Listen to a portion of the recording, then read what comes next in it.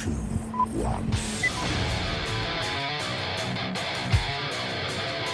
Walk with me through the cellar door. A storm is coming, Francis.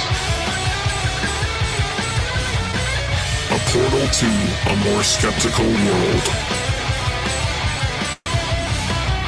Cellar Door Skeptics begins right now.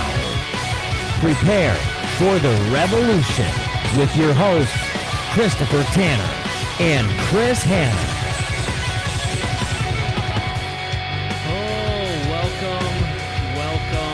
Welcome to Cellar Door Skeptics. Thank you all so much for joining us tonight. It's a great night, folks, I guess. I don't know what else to say. It's not Insurrection Week, so there's that. We could be in the middle of an insurrection right now, but we're not. It's day one of a 4-day inauguration process, I guess, right? And the protests that have showed up have been minimal. But what I wanted to do tonight is something a little bit different, I think. I wanted to move away from some politics to some extent. I don't know if we can ever get away with it or not, but I do want to get away from it to some extent and actually kind of talk about other things, right? Hanna has a very good segment planned for science today. He's finally actually gotten off his ass and gotten us one, so happy about that. And we have a Canadian segment, finally, now that we're done with the American politics. And in 3 days, folks, we won't have to deal with Trump being mainstream news, hopefully, anymore. And we can actually go back to how do we fix society. So I'll raise a glass to that. Cheers. But anyway, so today I wanted to take a little bit different approach, go a little bit lighter than we have been. Have a little bit of fun, get some excitement going this week, because we know this week it's either going to be death on Earth or we're all going to be dancing on Friday. And maybe we'll even post a video for Patreons if you're on our Patreon where you can say, oh, here we go. Here's the three of us doing a little happy dance as Cheeto Monster no longer is in the White House. With that being said, let's bring on the other two hosts, Mr. Hansel, the engineer, and Mr. Buddy the Elf. How are you today, folks? You're the one who gave me the damn nickname. What the hell? Why do you always get it wrong? Nickname. That's how this works. You get new nicknames. No? Do we get a democratic vote in this? Sure. No, Buddy the Elf? Buddy the Elf, there's two for it. So unless you somehow got three, it's sold. This is on YouTube. I cannot. All right. Oh. Anyway, yeah. How's it going, man? We don't want to get... We don't want any more strikes. We got 0 strikes against us. Come on. Oh, okay, neat. I'm doing all right. How are you doing, Hanna? I am doing good. I don't know if I'm still chopped. We had some little clippity moments on my connection earlier when you guys were prepping for the intro. So if I'm breaking up, just kick me off. But I'm doing fine, back to normal as far as life is concerned here. It's been a couple of good weeks of just wait for the chaos to come through. I mean, Ohio isn't like a hotbed of action like Michigan is. But I don't know. I'm just on cruise control right now, just hoping, and I'm hoping the fizzle and luster just fails for all of these guys in their MAGA hats and boys outfits. If only. Well, I think it'll be like I mean that's going to be exciting. No, you're not going to be excited to see Trump leave office. Oh, it's going to be a great day to watch. Oh, I'm going to be excited. Actually, I heard the best thing ever about his behavior as of late, and they're saying that he is basically he's literally throwing a temper tantrum because somebody took his phone away. And it's like my only response to that is like, where's the lie though? Well, I bought this weekend. I bought. I think it's awesome. bottle of whiskey because of this week. So I'm hoping that I'll get to open it on Thursday, and it won't be a big deal. It's just gonna be like Biden giving his speech remotely because of all the insurrectionists, and there'll be some people complaining on Facebook or Twitter, and then we're gonna move on, and it's just gonna be like a moving on scenario where we don't have to have a lot of drama. And it's not that I don't care or want the drama. It's just like I'm kind of getting sick of it because at some point it's like, fuck the world, fuck Trump, fuck all you MAGA hat people. It's time for us to get our lives back a little bit. And I think it's time that we get to helping change the world versus just stemming the everlasting fire of hell that seems to be like raining down on us. Preach. Well, just listening to the prep for the 100 days and like just listening to the news, like it's going to be nominated and these people are going to be on the team and this is the plan and this is the thing and this is the policy. Like there are functioning adults that are going to be in charge of things now. Going to be people appointed to positions that have expertise in the field in which they're going to, if not at least experts in leadership or whatever, because not everyone is an expert in where they go. Like the fact that Buttigieg is going to be transportation, having run a small city, but like these are people that are either inside politicians or whatever. And in most cases, they're going to be like anybody else that we've seen, it just sounds like a government. We may not like what they do, and they may not be progressive enough, and versus 2000, and all of these gripes that we probably have. That's just political debate, but like we're debating with real policy and like things that adults do instead of like Giuliani's head melting and Trump screaming about whatever it is and or not existing, and then all of a sudden coming out and saying he solved the Middle East crisis. Well, what? Like it's just there's no consistency, and so like even if we don't agree with policy, it's policy. It's like they're doing stuff that's functional. That's going to be a nice place, but then that lurch to the right that we've been talking about, like we did just hard step to the right, and then just having anybody doing something and useful sounds great. So I hope we'll get past that little bump. Wow, they're doing stuff again, and then we can get back to critiquing and pushing them further to the left. Well, that's the hope, right? So I think the hope comes a little bit, farther this year, and we'll see kind of where they go from there. I'm excited by it. To begin with, though, I wanted to talk a little bit about MLK Day, right? I think that's extremely important, and I think we've talked about this in the past where people have utilized MLK, especially the conservatives or the middle of the road people. And they specifically want to actually tackle this, this issue with MLK saying he didn't believe in rioting, he didn't believe in violence, and all these other things. And it's kind of funny because that's just really not, the case there. But I think it's like important enough that we talk a little bit about it, especially because I was given an article today. This morning from a friend of mine that, they told me, hey, you need to go read this. This is extremely important for an ally to read. So I thought it would be a good idea to, have this conversation and kind of go from there. So the person that sent me this said, you read this in the context of, understanding what Dr. King was trying to talk about back then versus today, and not just try and say, oh, well, it's not his dream because Trump was in office and because MAGA hats, stormed the Capitol. So he said to ignore just the specific Trumpism aspect and actually go through and talk and look at and read about what this article says. So if you get into the article, right, and they talk about how we get to celebrate a blue Georgia, right? We get to celebrate the first black U.S. senator, which, let's be honest, that's fucked up, right? Like, that's just not me. Mm-hmm. That's weird, right? Like, that's just crazy.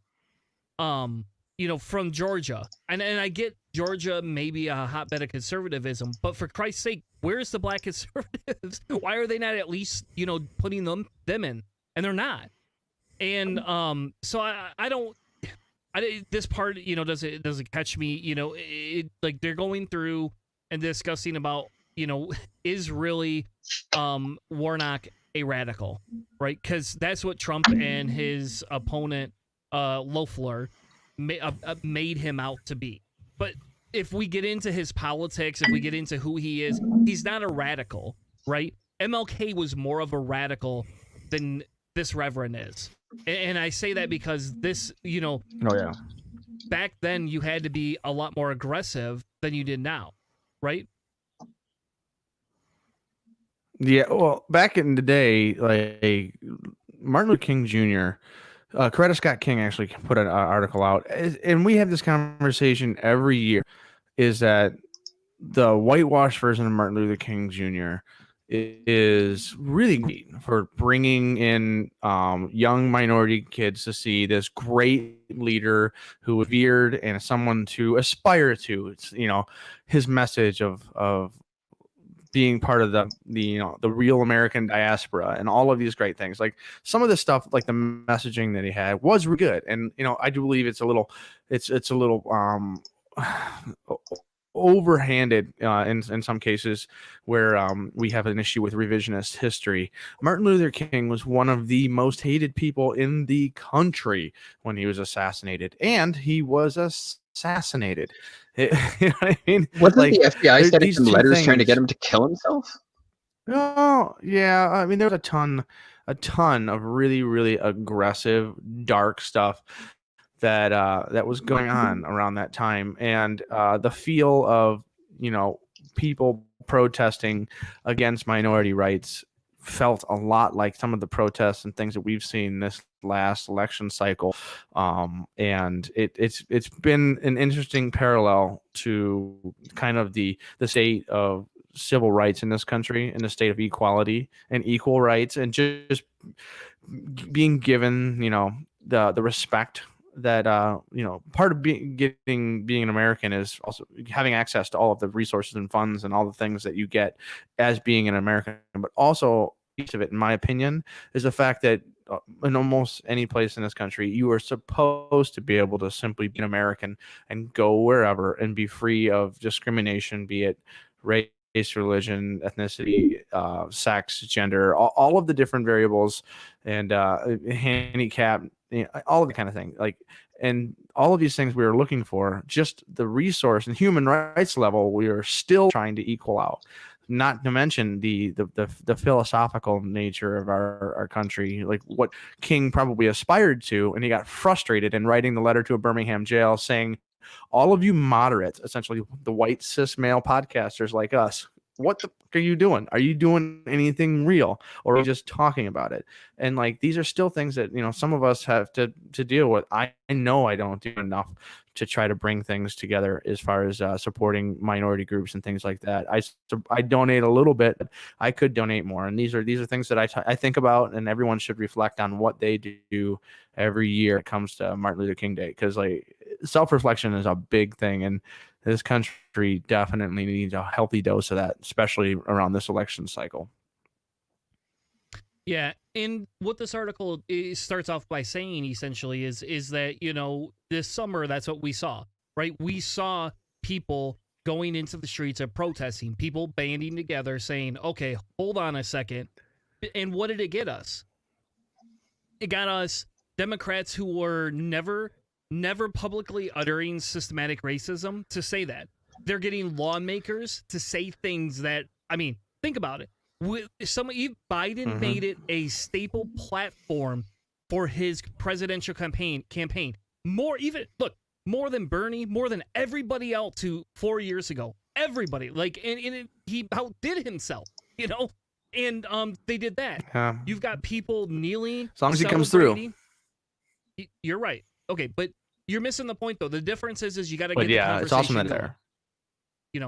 Yeah. Get the conversation going, Hanna. That's so cool. And that's the whole point of this, is saying, hey, these protests weren't for nothing. These people that are putting themselves on the front line, those who want to speak out, it's not been specifically for nothing, because we are seeing nominal change. Not that it's the, appropriate change or the best change, but we're seeing something, right? They're talking about, how do we get people to talk about this? And if think about Trump, what did Trump do to try to disparage Obama and Hillary? He got people to talk about it. So we're just using similar non-fear-based tactics to get people to talk. And so that's what this article starts out by saying is, if you think about it, what did MLK do, right? What has some of his offspring done? What are people doing? And one of the things that this points out, and this right here, the role of behavioral scientists in the civil rights movement. If you have not read this speech, it is 100% worth that read. And I have a link, and I'll bring it up here in a second. I have a link to where it's stored on the APA, and it is extremely important. And I'll be honest, and I know this is actually extremely sad to say, I had never heard about that until I read this article. And then my buddy goes, "This is the whole point of you reading this article. I knew about this. I knew about this when I was a kid, man. I lived this. This is my life, right?" And so Dr. King was not just a reverend. He was not just a doctor of philosophy. He also was had a doctorate, in sociology, right? He actually understood the social phenomena. And that was part of the genius behind why he would talk to some extent on how he would say certain things, right? And talk about, we don't want violence, but y'all aren't listening. Y'all aren't doing anything. Nothing's happening. And what do you expect people to do? And he says, urban riots are a special form of violence. They're not insurrection. The rioters are not seeking to seize territory or to attain control of institutions. And this is important. This is why I wanted to have this conversation for this, because right here, the rioters are not seeking to seize territory or attain control of institutions. What the fuck did we see on January 6th? We saw people storming the Capitol, right? It was an insurrection. We saw more and more of the things that make us think that this is a cult, right, Chris? Yes, I would say that. we had the shaman doing the prayer on the floor. Oh yeah, did you see what did they call him? You saw that New York Times video? Did you actually see the whole digging through the paperwork? Yeah, they were digging through the paperwork, and one of the guys actually said Ted Cruz would want us to be doing this right now. Like the level of this, it was just completely and totally blatant what was happening there. And these are the kinds of things that, MLK and all that, they were like, are these people trying to do that, or is there a difference to what the civil rights protests were doing and what they have been doing the last year and a half with Black Lives Matter and what the people did on January 6th? And there is a difference in the way they were doing it. One, because the National Guard was so thoroughly dispersed whenever African American and minority groups get together that there's no way that ever knock in and break into the Capitol. But when white conservative Second Amendment rights activists are out there, they don't nearly have the same police response. But that's a whole nother conversation. Yeah, because the police response to MLK's protest was bad too. Yeah, and the other part that this says is these are intended to shock the white community. They are a distorted form of social protest. They are looting in the principle that serves different functions. It enables the most enraged and deprived to take hold of consumer goods with the ease the white man does by using his purse. That right there is essential, because that is what King spent a lot of his speeches talking about. How do we reform our government? How do we reform all these other things, right? And I want to preface this real quick, and this is the APA, this is the full speech, and we won't go through this today, but I'm showing you, this is the real thing. But here's the big thing for me. I'm not here to tell you to look up to Dr. King. I'm not here to try and appropriate him for my beliefs or my cause. I'm here to say, when you want to come out and tell me King didn't support protest and King didn't support rioting and King doesn't support violence, he absolutely will explain why certain things are needed. And this is not to push my point. This is to say, why the fuck don't you shut the fuck up and listen? That's what this is. This is. Because Has. Thanks, Yeah. Keith. You're welcome. But I think, like I said, this article is very important. They talk about, it goes on to talk about what we just talked about, essentially, about how Warnock, his win was minimized by the insurrection at the Capitol. And I'll tell you, it's funny. I had to get a U-Haul to help my mother-in-law move this weekend, right? And it has a radio. And I don't particularly care for music, typically, though they had a really amazing underground Hispanic channel that I swear to God, it was like a pirated channel up north. It was the best thing in the world. And I tortured my kid for the 15 minutes the channel was in play. And then we switched to NPR. We just switched to NPR. Like, it's just like, yeah, this is easy. And it's funny.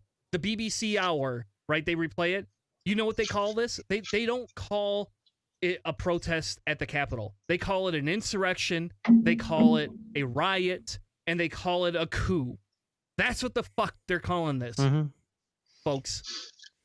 Well, it's easy to do that from the outside because, you're not busy sitting there trying to pander and everything, right? Like, that's why Donald Trump has been on, we know your pain, we love you, it's okay, to these people. All the while, everybody else is sitting there going, these people are trying to unlawfully overtake the government and are using guerrilla terrorist tactics, essentially, to go through and intimidate a government that is following the law. But these people have bought into some bullshit that has told them that they need to do this is doing the right thing. Yeah, exactly. And I think that's really basically important. The one. I just one little thing. It's just MLK's dream. Like, is it? Have we attained? And I mean, a lot of the problems that we currently have now are the same, similar, or slightly modified problems that he was fighting for towards the end. I mean, we really do have even worse economic despair now because of the degradation of unions and things like that. Like, basically when he left the civil rights and started petitioning and started protesting for economic equality, so threatening, really, really important. Yeah, that's when people die. That's when people disappear. Is when you start threatening money, like philosophical and equality issues, and they'll make small steps and give you, small, saying, okay, well, here's a little bit, and we're going to keep the lion's share, but here's a little snack. But when you start threatening, the corporate world, that's when really bad things happen. And I personally don't, there has been really much change in the economic conditions. If you look at the Black Bank, African American King, it's gone. The Killer Mike stuff that he's been doing, Greenwell, it's called, is if you guys can look it up, I think it's called Greenwell.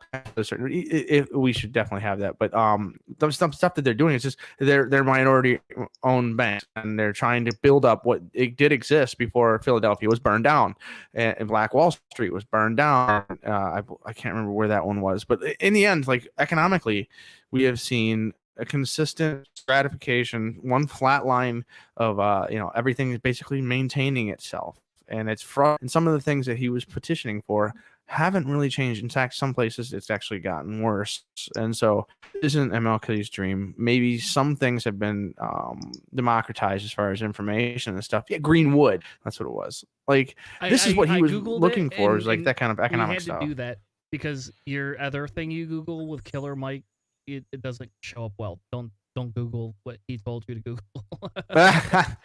So yeah, the Greenwood with Killer Mike, like, this is like, African American minority-owned banks trying to help boost the financial future and try to get rid of some of the bias built into the current system, like dealing with systemic problems. Like, this is what what MLK and real progressives were trying to fight, because when you build up the economic base for the poor and for the minorities and for the destitute, they will finally have something. Like if you have money, you own a home, you can build wealth, it changes your status and it changes the quality of living, and like all these things are economically driven, as far as something that I've always talked about. And I love the fact that it exists. And I think this is the closest thing to MLK's Dream that I've seen happening at all in recent years. And it's really cool.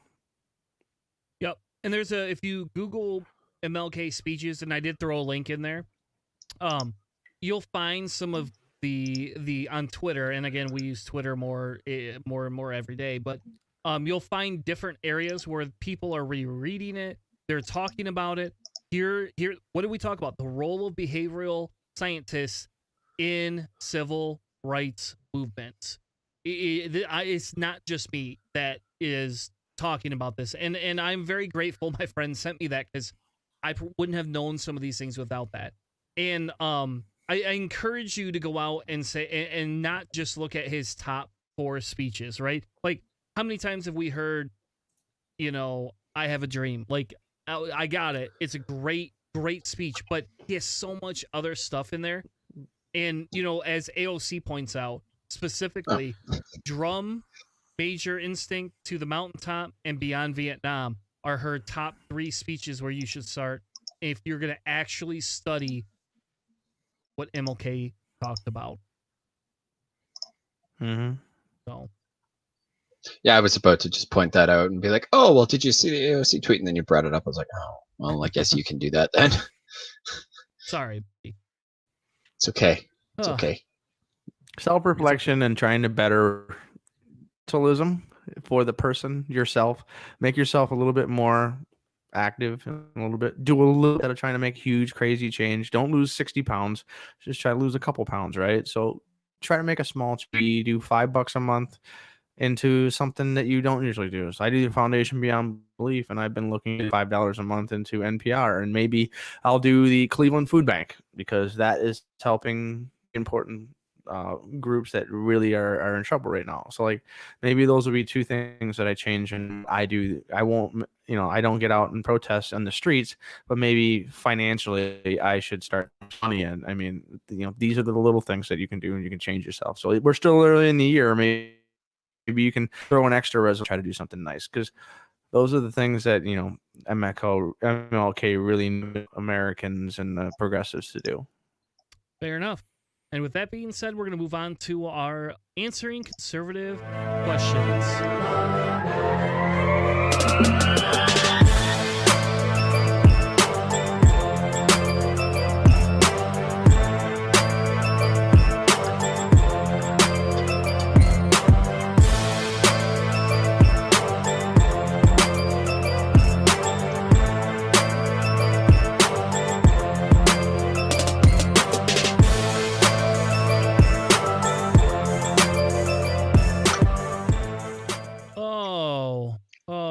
So, today's question comes directly from Timmy Mr. in Hanna. South Dakota.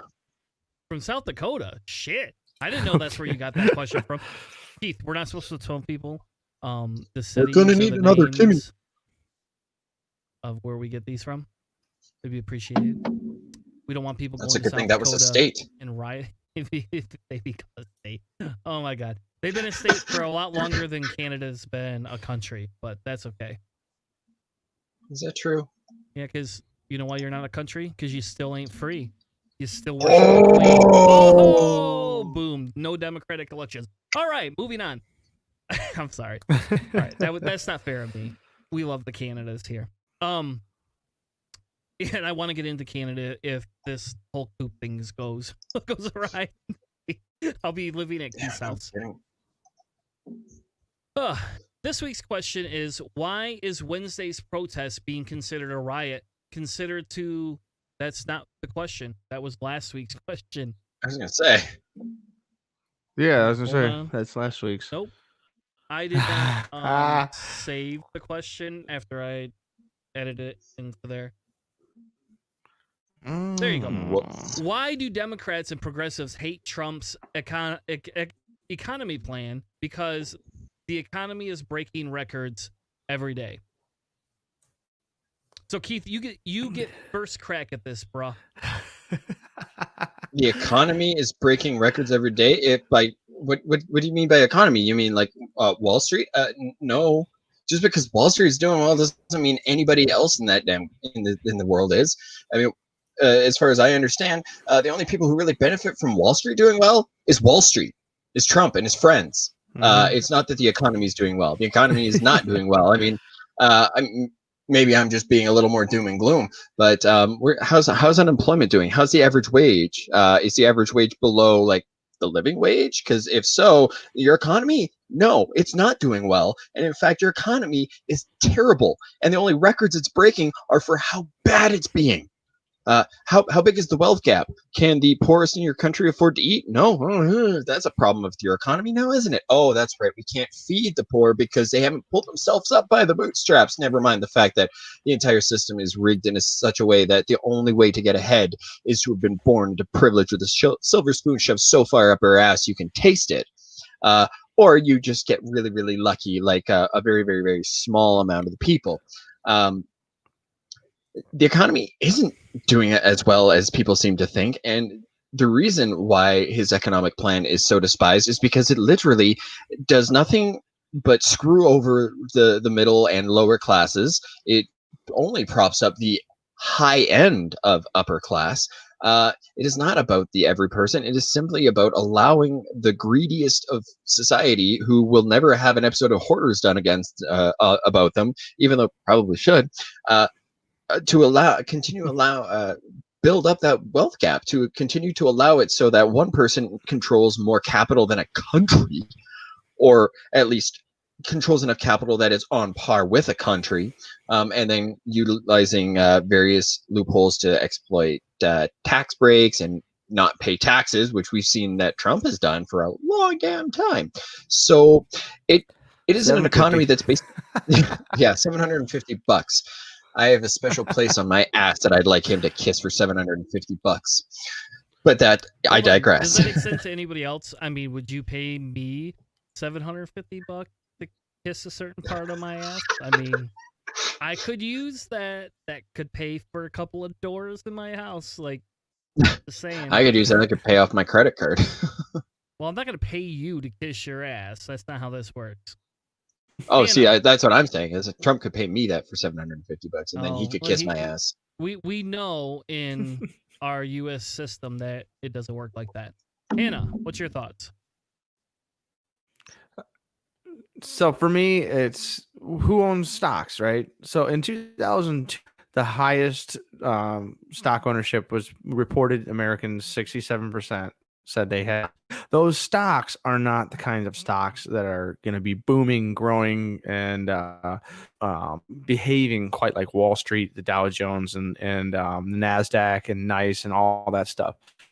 What we see is that, proportion is that it was at 65% in 2007. These numbers are from Forbes, but in all reality, what we're looking at is a relatively small share of Americans actually have money in Wall Street. And so in this question here, you're saying when the economy is breaking records, so what we're seeing is that the economy is not equal to the big three on the news and on your NPR station, which has always frustrated me. Is they just the Dow, the NASDAQ, and they'll throw one other really large one in. But it's difficult because the number of people that support this kind of thinking, and then reporting institutions that report that as like a major financial growth or as far as the economic health, they don't look at things like GDP, and they don't look at things like the fact that only 10% of the income scale had stock ownership rates above 9. So we're looking at, the richest 10% of households controlled 84% of the total value in those stocks. So in 2016, 84% or 10% of the people in Wall Street owned 84% of the total value of Wall Street. Now, it's really cool that that XYZ guy in the Proud Boys thinks that Donald Trump is supporting him in Kentucky, Alabama, Louisiana, as far as his economic stimulus is concerned. But like, let's face it, that guy down there is probably dealing with an economy that doesn't have a whole lot of growth. It's actually being stifled in some cases, and there's not a boost coming from Wall Street. There's no trickle down economics. There's no investments coming in from people moving into the area and growing. There might be a couple of things like I believe it was kind of had the Foxconn coming in, but that is so rare. It's like winning the lottery. And so when we say the American economy is doing great when the Dow Jones breaks a new record, we're really saying % of the people in this country are making money today, and like the economy has seen GDP and wage growth. Most people are really not making much money or any more money. The average income is still $45,000 to $47,000, and the idea of the poverty line $25,000 to $30,000 for a family of four is absurd, because it does the inflation for housing and homes and all that kind of stuff. So like all of these things that are rapidly increasing as far as the cost to stay alive and buy food and pay for a house is not included in this conversation about whether or not the Dow Jones broke a record. It's just like it's just a small matter when it comes to the lives of real Americans. And so like this is it's a false equivalent fallacy. You're comparing basically the economy of a couple to the economy of the many equal. They're completely separate almost. That's where the economic segregation comes in. Like one terrible, like we have centibillionaires now, 100 billion that are doing awesome in one of the worst economic and terrible global of history. Like they're making money because we're all trapped at home and sick. Like there are things that are met, and Dow is doing great when those guys are doing great. So to me, it just doesn't seem like it's a marker of the economic. And I take a similar approach, but a little bit different. So if we go back to the actual question, why do we hate Trump's economic plan? I almost want to know, what is his economic plan, right? I mean, does anybody know what his actual plan is? Aside from America First and trying to drive manufacturing and stuff into the United States, it's pretty isolationist. We wanted to threaten Mexico with tariffs if they wanted, if companies wanted to move manufacturing to Mexico, and the same with China. It's just trying to keep things inside with a tariff war. It's basically his global economic policy. And then internally, he loved to say we're going to support things in companies like Carrier, socialist money, like give them tax incentives, and through the big matrix dropping the tax rate down to 20% was supposed to be an economic stimulus to corporations to make their taxes more competitive globally. And we really didn't see a whole lot of major benefit workers. We saw a lot of people buying back stocks and everything, but that economic plan didn't trickle down to the average people. What? So, in my thing, right? So we talk about his plan, and you're right. Yep, his big thing was tax cuts, bringing business back home, allowing us to spend more money here versus giving it away, creating a less income tax inequality. He also wanted, he was a little bit derailed with the what you want to call it, his issues with the pandemic, right? But essentially he wanted to watch inflation, keep the stock market high, allow for the economy to grow, and create a strategy plan using the tax cuts to increase things. So now if we that's his plan, right? That's what he wants to do. Now, if you actually look at what are the indicators, and we talked about this like a month ago when we talk about Biden, his 100-day plan, and what he wants for his indicators, and what are we going to do? And hopefully Keith still has those notes from that episode, because we are going to come back to that in a couple of weeks to actually go through some of Biden's, information and take a first pass at what we benchmark from that episode. But one thing is unemployment, right? If unemployment is high, in fairness to Trump, unemployment was very low until the pandemic, right? It had continued to decrease until the pandemic started to hit, right?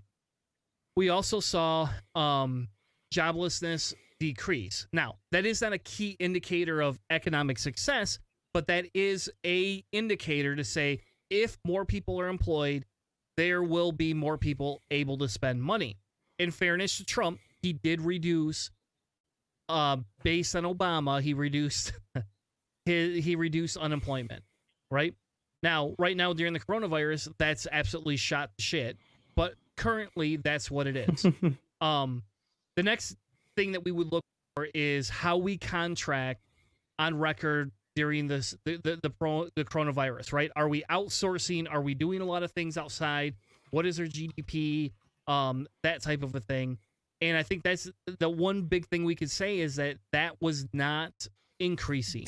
We were seeing jobs increase, but we were not seeing an increase in companies making new companies in the U.S., right?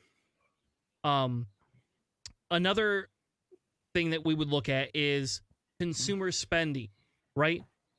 And even if consumer spending had gone high, we've never seen it, we aren't seeing it go off the charts.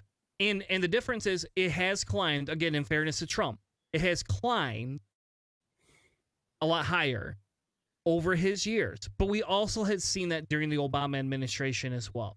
After we got through the depression or the recession, whatever you want to call it, in 2009, we saw the same surge that Trump has seen, and we're not seeing a large gross percent difference between Trump and Obama. And that's a key indicator. Number 4 is where is the spending, and is it different than the other administration? So if one administration has a different strategy than the other administration, and we see consumer growth and unemployment trend in the exact same way, which it is until coronavirus, you cannot tell me Trump's economic plan is better. And there's a whole point to this in a second, and I'll give you a whole point because I have an actual point to what this is, right? Then they talk about consumer confidence, right? And whatever. I don't care about that.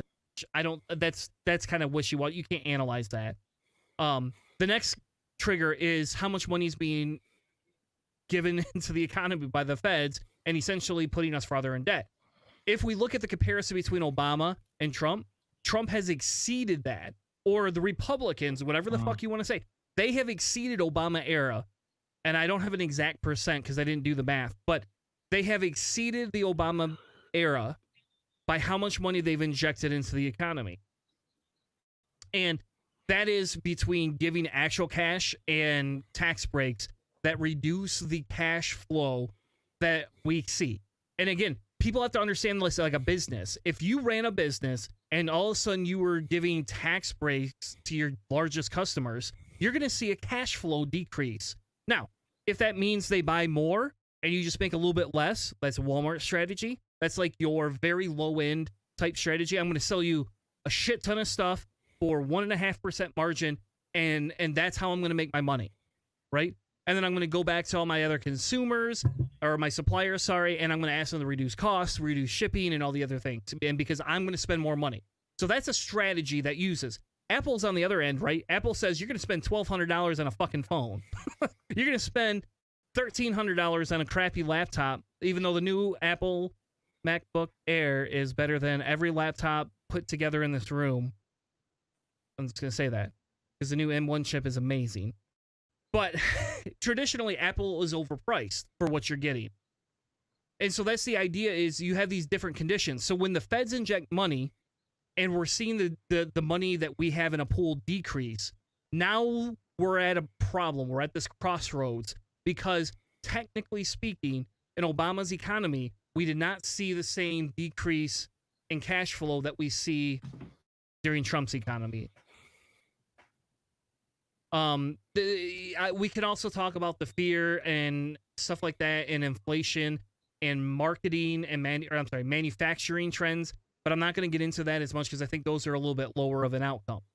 But my whole point is if we have base benchmarks to compare the two, and Trump's economy fails a little bit here, but exceeds here, but we see them in the majority of the categories equaling out to the Obama administration, we now can no longer sit there and say, I have a problem with Trump's economy plan.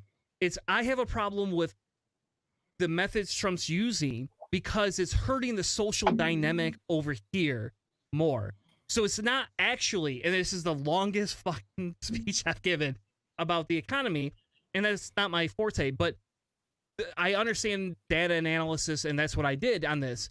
And that's the discussion point, is if the data shows very similar, we would then put weighted matches to each of these different things and then say, oh, well, Obama's economy came out slightly better. But we are now missing the social aspect that we talked about with Dr. King, and we are missing the pure fact that who is benefiting. And yes, Hanna, I know you said very similar thing, but this is the way the data, this is how you use the data to demonstrate why Trump's economy in the long runway, however you say long runway, because that's a stupid word that I can't say, I guess. How that comes around is the pure fact that where does it benefit, how does it benefit, and who does it benefit? And that's why Trump, our belief in Trump's economy plan fails more than Obama's. It's a variety of economic markers and indicators.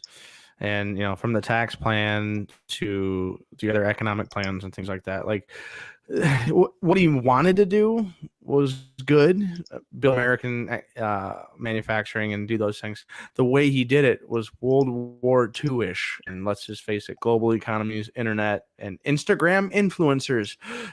You're not going to build an economy based on building tanks and during post World War II. Like, that's just not the way it's going to work. So, I mean, he meant well. He's just not smart. That's basically all. I mean, he meant well. He's just completely and totally wrong way to do it. No. Fair enough. So like I said, I mean, the goal of that segment, right, is to answer the questions, and I took a little bit more long-winded way around, and that's okay, because in a few seconds here, Hanna's going to get to introduce his science segment, and I'm pretty sure Hanna's going to spend the next hour just talking to you, and me and Buddy are going to be sitting here going, no, because it's pretty straightforward, man. It's pretty clean and clear, and it's pretty interesting stuff. And then also I bounce a couple things off of you. So like, it's not designed to be a full on. The articles that I've selected are pretty interesting, but for the segment on here, like, it's January. You got my seed catalog out, sitting in bed reading what peppers I'm gonna be buying for and stuff like that. Like, we are looking at gardening and doing all this kind of stuff. And so one of the cool things that I've seen and I've heard about, and for just local conservation, getting your garden to perform well, getting your soil healthy and an ecosystem and all that kind of stuff. Well, apparently we're on the entire world. And so the concept that we had here for soil conservation, the largest animals on Earth, most people don't really know what that largest group is. And a conversation that I've seen in a variety of places from this. It's a link in manchester.ac.uk. So the Europeans, they spell things differently, realize with an S, but who cares? They have a really cool thing that they were talking about when it comes to soil mattering more to life than we really realize. So we concentrate mostly on the upper echelon of plant. So green leaves.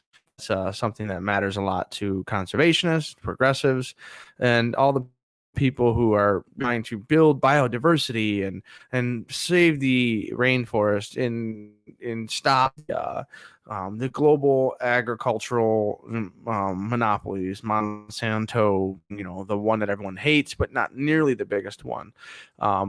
And they ask questions. They've asked a group, which group of animals is the most common on Earth? Hardly anyone would come up with the right answer.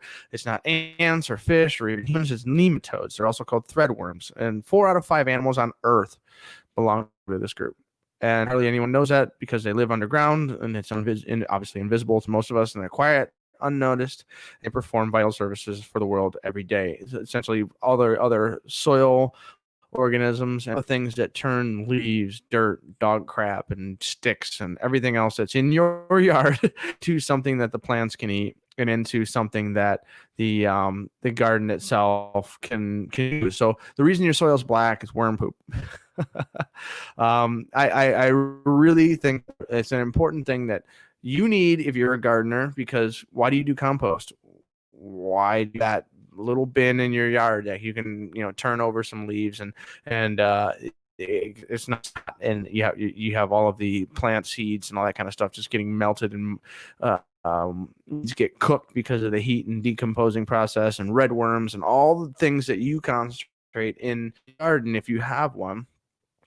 These are really, really important topics that are being analyzed and slowly working their way up. Because if you look at what we talk about for international strategies protecting biodiversity, so like everyone who's like, save the X plants, save the whatever areas, stop the what is it, the palm trees and the palm oil and all of that kind of stuff that's apparently they're like mowing down really, really good biodiverse regions and just planting palm trees, and they harvest palm oil. And Leo DiCaprio did a documentary on it, and like there's like a push for that, but nobody's talking about the dirt underneath. So if you look at the arid regions and the places throughout this world that are just destroyed by erosion, those are places where there used to be plants.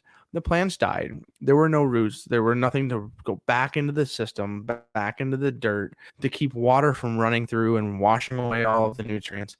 And in those areas and regions throughout the world, they just essentially died. There's nothing left. And we look at erosion that's happening all over the world. This kind of healthy soil, healthy plants, good root systems, the fungi and all that stuff, all that's going on there, that keeps your soil together, but it also promotes growth. And it takes thousands of years for a real, actual, legitimate topsoil layer to develop all of the different ecosystems and stuff. So like this is a crazy complex thing. It's like we talk about the human microbiome, right? That they don't even know 80% of the bacteria that's in humans inside of our digestive tracts. 90+% of soil stuff is unknown. And so it's like this black dark place that Well, and I get that. I think that's interesting, but at the same time, it's like, all right, so we don't know something. You're right. There's a shit ton of things we don't know. And I think the big thing that you point out is like the disease, the erosion, the issues, because we don't understand how other things interact in soil. And I think the big thing, though, is to discuss, right, is because of the amount of pressures that we're getting from pollution and all these other things, how do we do studies to some extent faster, Hanna? I mean, like, is there a way? Is there people doing research? Is there conservation projects that actually take this on and say, hey, hold on a second, you're doing all of this other thing? And I would use like natural energy, right? Where I use like solar power energy as a example, because what are the waste elements from that? And it's not usually direct from your whatchamacallit, but you're taking up soiled land to put your stuff on. You're also now, so you're not able to grow different crops. You're able to put that there. But what about the process it takes to make that? So when I make a solar panel, do I have waste? What do I do with my waste? How much waste compared to something else is happening right now? And how do we, change that so that we can get back to the better top line soil that you want to put in your pepper pot plant? Well, I mean, if you just literally anything that you eat that isn't a plastic product, if you just chop it up and put it in your yard with it. Why are we studying you? If you guys checked your internal organs, that you would find piles of microplastics. But basically anything in your kitchen, anything that you go through when you scrape off your plate and you toss it in the in the garbage, if even meat is usually looked down upon as something that you don't really want in there because it attracts critters and it can have a scent and smell when it breaks down. But in all reality, if you eat it and you scrape it off into a little pot, and you can, if you have a container that's got a lid on it, like my old one, I used to just have a screen lid on there. But like if you do that, it'll break down. The critters and the things will get in there, and then we'll chop it up. Like it doesn't matter what it is something that is, was alive at some point and is green or meat or whatever. It doesn't particularly matter. And so like the idea there is that if you can make this tiny little ecosystem of the stuff that you just don't need, and you can easily fill a garden with compost on just a few things that you have. That concept of like how not hard it is with just the waste that we naturally produce is particularly enticing when it comes to, well, how hard could it be to start using smart processes for the foods and that we consume. And this other article that you just pulled up, which is it's from The Guardian, but they talk about the UN report, the UN information that they're talking about, which is brought a lot from this the Global Soil Partnership, which it's a very interesting group of people that are doing a lot of really cool stuff. But that UN report that you have up there, it talks a lot about massive agricultural groups and the idea that we are basically just destroying our earth with farmland. So 80-something% of the farmland that we have, and they talk about it in this article here, is that farmland is used to for cultivation of cattle and other livestock. Well, that cattle and livestock only reports or results in about 18% of the total caloric intake of humans. So we're using 80-something% of the farmland to like less than 20% of actual calories that we're using. If we reduce that, even by a small fraction, we're looking at some serious growth in caloric intake, and then we're going to start making it even easier to feed the global populace, because we know that there's enough food to feed everyone. We talked about that in the past and stuff. And if you use the soil and use earth and the idea of a plant-based diet with meat, but just reduced meat intake, and using I like to call it the Asian method, where your noodles, your rice, your starches are the core of the meal, and meat is in there, but it is an additive and a flavor thing and something like that. Like that kind of idea is what a lot of these groups are talking about, as far as the changing your consumption habits. But in the end, whatever you do, even if you're doing plants, you do need to be conscious of what the soil looks like. And so the idea of monocrops, one plant for 150 acres, it consumes all of specific nutrients in the soil. You have to use fertilizers. You have to turn the soil. You have to do all these kinds of things that are you're attacking and interrupting that ecosystem. What I like to do is a thing called no-till, and no-tills is what it says. You don't till the soil. You literally, with a shovel, pull back a small space for your seed or your seedling. It goes in the ground. You don't till. You can pull seeds, but what I like to do is just put a thick layer of compost that's been cooked and heated just on its own through its decomposition process, and it prevents seeds from growing, because a lot of small weeds and seeds, they won't grow if they're covered by a certain depth of good thick compost that has been completely cooked and heated in its own process. So like there are ways to just essentially put nutrients on top of the soil and have a variety of things growing, all of these things kind of working in concert and having a strong garden. But you can't use this mechanized, globalized like big ag that we use now. And so you have to change basically the way that we deal with farming and that monoculture stuff. So like changing our meat consumption, looking to what this global soil partnership has been doing. And if you go to the last link that I have in the there's a PDF that's really interesting, and it's really clear to like break down some of these things.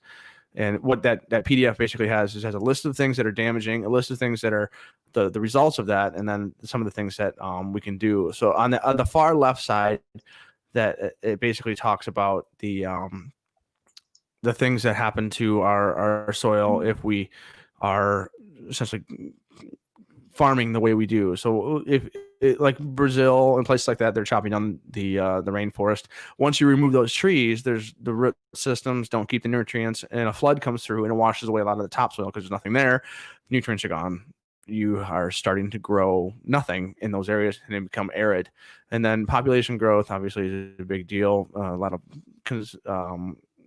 conspiracy theories about Bill Gates and microchipping the COVID vaccine. Ugh, that's insane. But the all of the other things that are in here, from urban expansion to waste to climate change, and all of these things are things that are manageable if we just paid a little more attention to the world itself, as opposed to letting major corporations make those decisions for us. And then onto the types of soil degradation is the next step.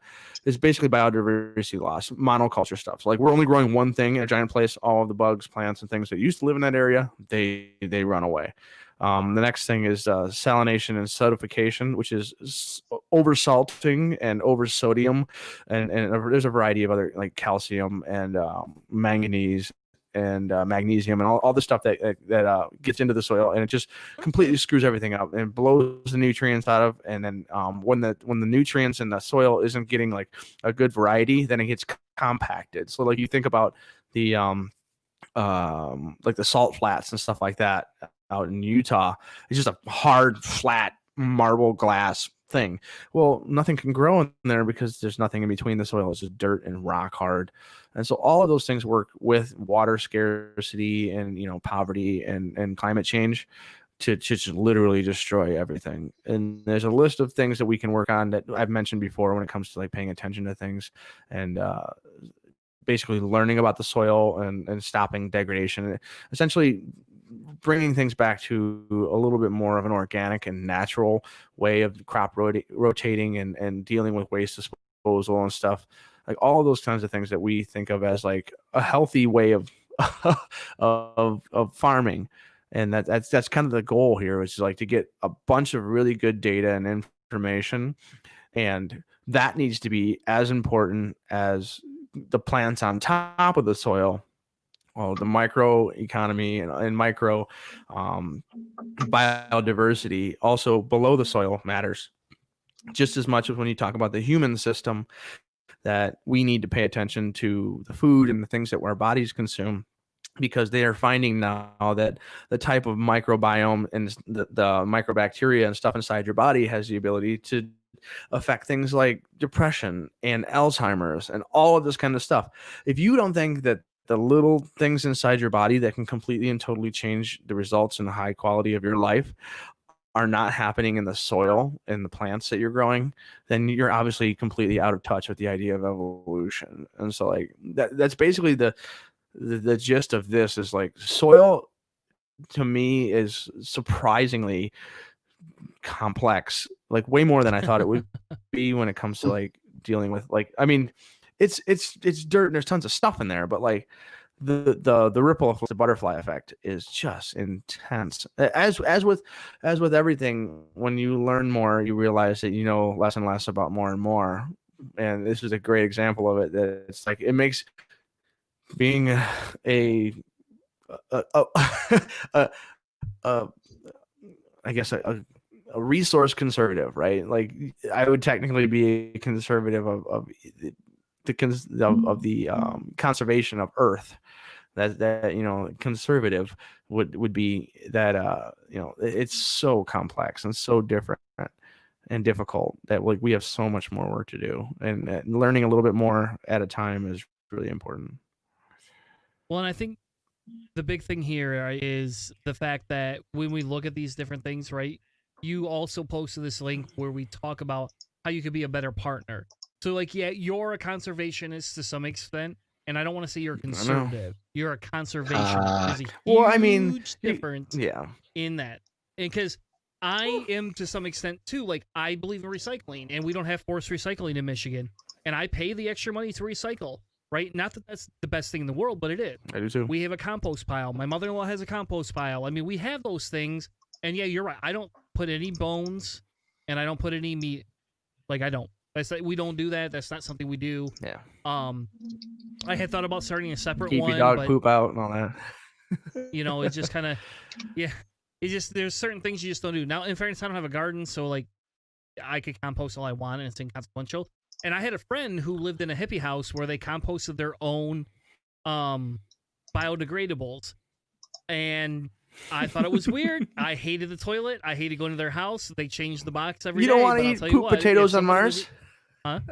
You don't want to eat poop potatoes on Mars? No, not really. Not if I don't have to. But I'll tell you what, if somebody could demonstrate the economic difference if we all did this, or I don't say the economic, I want to say the actual difference in how the soil generates, and we could do a study, and like if somebody said, well, this is my prediction based on what you're doing, we need to do this for 10 years and then we can get through this. I'm pretty okay with that. Like, as long as the science shows that there's going to be a big change. And that's what this website's important for, right? Is because it gives you a resource where you can watch webinars. They're talking about free webinars, and this is free shit, man. And this is worldwide. I know. This global soil partnership has a massive. That's awesome. But they talk about what you can do for legal instruments. If you want to get involved in your local government, you can go through this. Like, I think like another big thing is like community gardens. Like, should I be able to give some of my land up to something else so that we could just have a community garden? Could we just create community gardens where we go and take our compost every day or do other things? And because that's what they did back in the day, right? Before people had modern technology, you know, you composted, you did all these other things because you didn't get a choice to some extent. Because when you learn that if you reprocess your vegetables in soil and your vegetables grow bigger and better year over year, at some point you go, I don't know why they do it, but this is what we're going to do. And, you know, back in the day when you couldn't just throw everything in a dump, you did these things, you know? And I just want to dig up my front yard. I want to dig up my front yard and get rid of grass. I want to dig the whole thing up. I want to just have a garden in my sunny front yard, but I can't because social pressures and all that crap. And so I have to have these little blades of crappy green crud that I hate and I can't eat. And you have to mow, and it takes resources and kills the environment because you're mowing. Sucks. I have to burn dinosaurs to eat. I have to burn dinosaurs to eat shitty little plants that I can't eat. It's just like to cut Hanna, shitty little plants that I can't eat. They do make better. Excuse me. They do make better lawnmowers you can get that don't suck dinosaurs out of the ground. Just saying. Well, they have I'm sorry, there are dinosaurs. We can suck dinosaurs out of the ground with lawnmowers. Canada needs this technology. Okay, Keith. Nope, Keith, take a back seat. Back seat, Keith. I have been. Oh my god. All right. Thanks for derailing that. But I get your point, Hannah. Like, and I think there's like a lot that we can do. And this website here is a great resource for people because it talks about awareness. It talks about I didn't have time to talking dig about through the diversity. It talks about, you know, what do we need to do to build this? Because this is not going to happen on your own. And so, like, if you're not passionate about this, okay, hey, fine. But you could still be passionate in your own home. But for those of you who are listening, they're like, hey, I want to be passionate about this outside of my house. I want to lecture people. I want to be like a tanner that gets on a soapbox. I don't do this for a soapbox because I guess this is not my thing. But maybe like be a little bit more like Hanna with my personality and be that guy that stands on the sidewalk and like goes up to people and be like, hey, we're gonna start this. We're gonna force this. We'll start protesting like trash companies. We're gonna eat Carolina Reapers for the soil. Well, all right, well, and that's fair. And you want to know how many of those damn peppers you gave me went back into compost? More of them than I could eat because you gave me so many of those peppers. I couldn't eat them all. That's why I sent you so many. One of those I ate. I ate like 3 of those. I saved the seeds from a few of them. Just I'm hoping that I froze them, and I'm hoping that I'll be able to use them next year.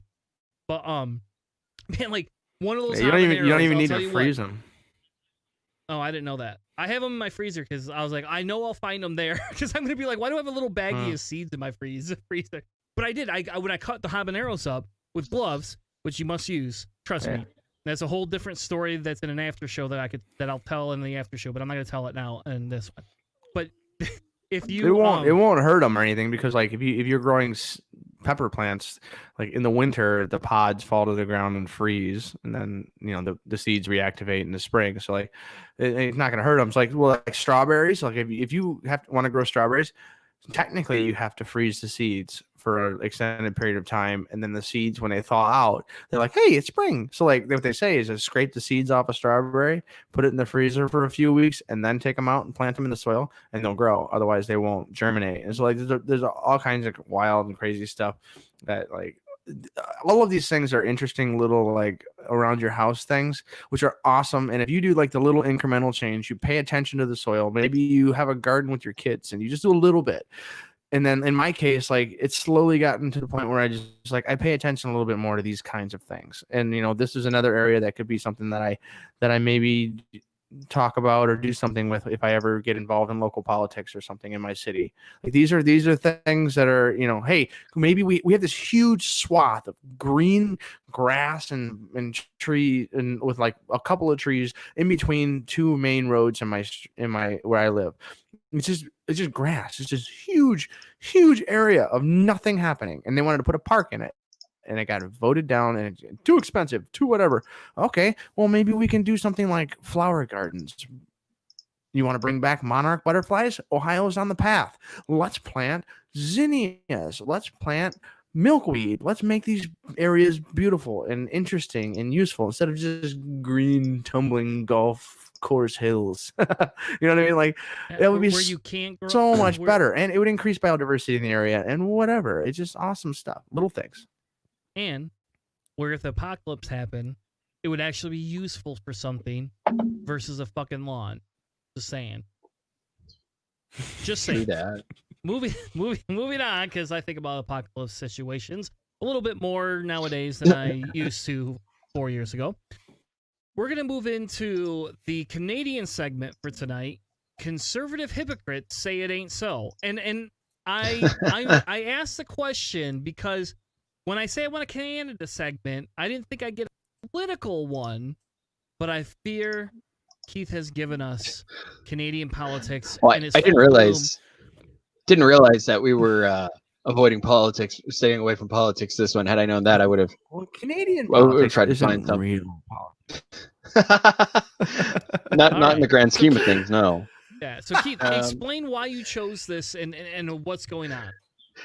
So, in Alberta, there's been a bit of an uproar.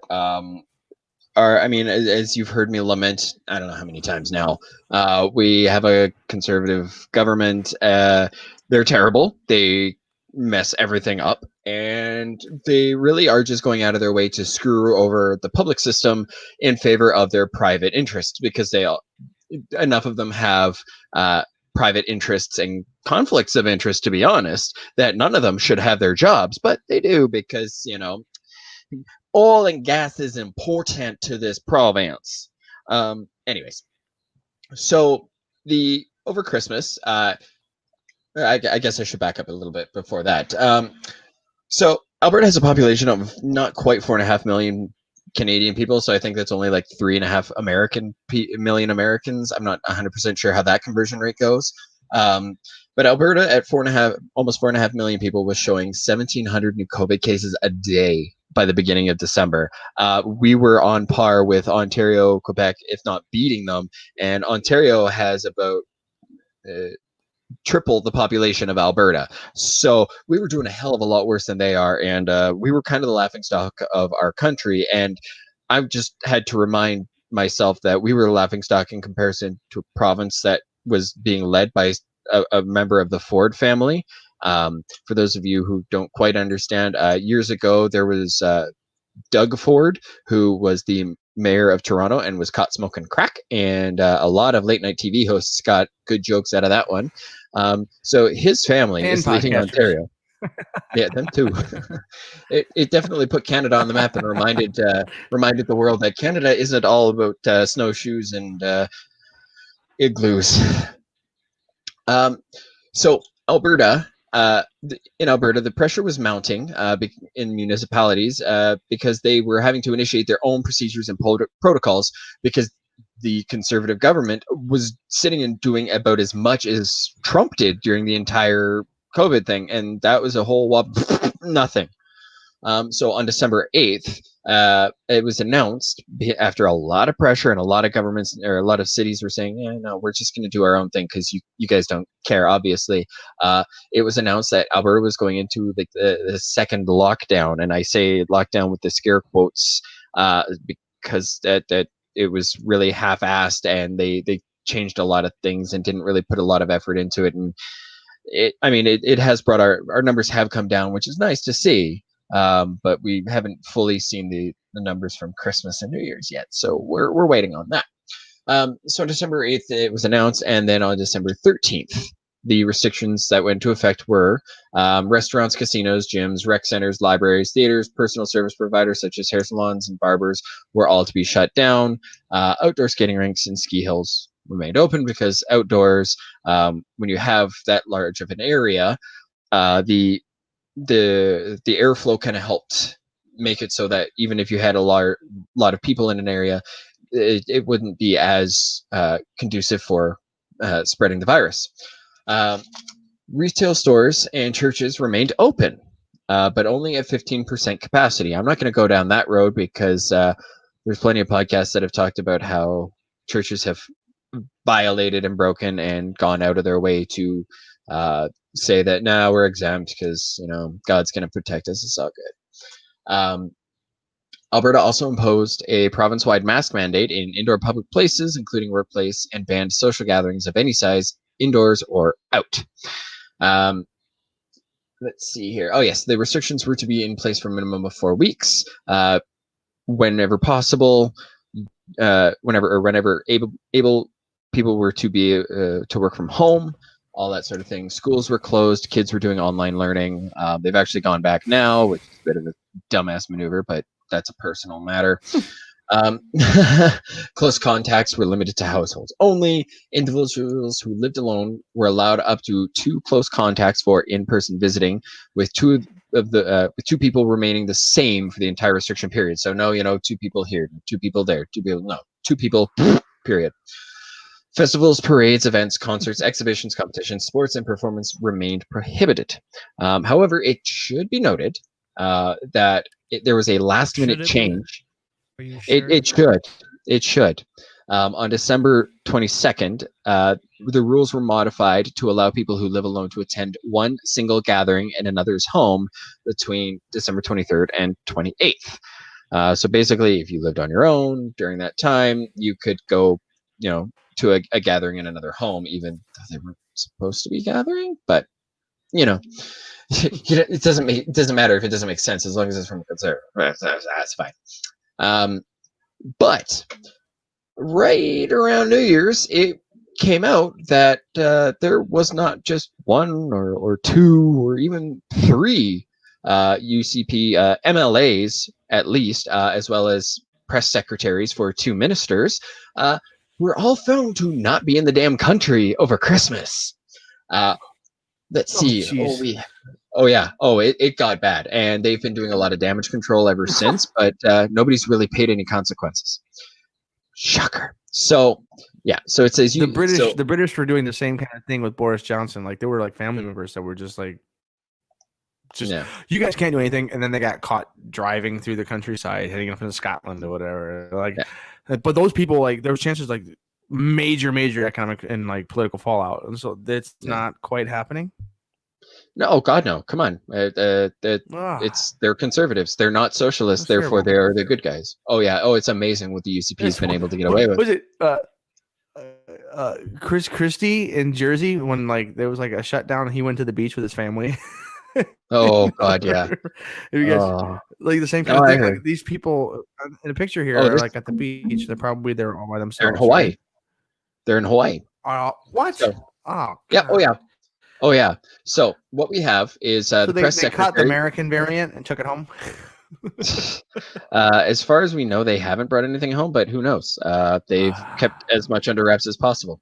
So the press secretary for the education minister, Adriana Lagrange, who should have resigned a long time ago, Michael Florian, deleted his social media after he posted pictures of himself along with Eliza Snyder, the press secretary for the Minister of Advanced Education in Hawaii. On December 24th, Pat Rain, MLA for Lesser Slave Lake, posted a photo of himself in a blue t-shirt with a caption that read, "Merry Christmas from our cave to yours," but the photo was taken in Playa del Carmen. Rain's own profile picture shows him standing with 3 other men in cowboy hats and a banner that said, "Stay home, save lives." The Municipal Affairs Minister, Tracy Allard, who has since had to step down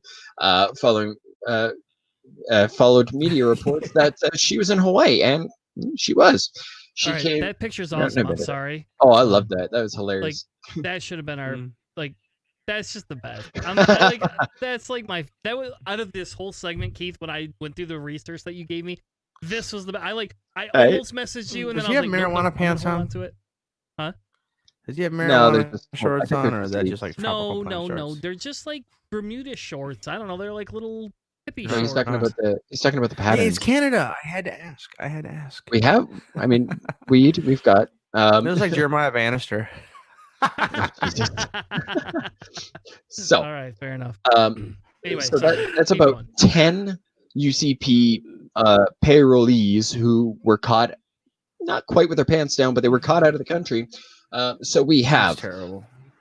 Tracy Allard, who is the Municipal Affairs Minister, Jeremy Nixon, who is an MLA, Pat Rain, who is an MLA, Tanya Furr, who's an MLA, Jason Steffen, who's an MLA, Taney Yao, who's an MLA, and Jamie Huckabee, who was Kenny's chief of staff, all went out of the country.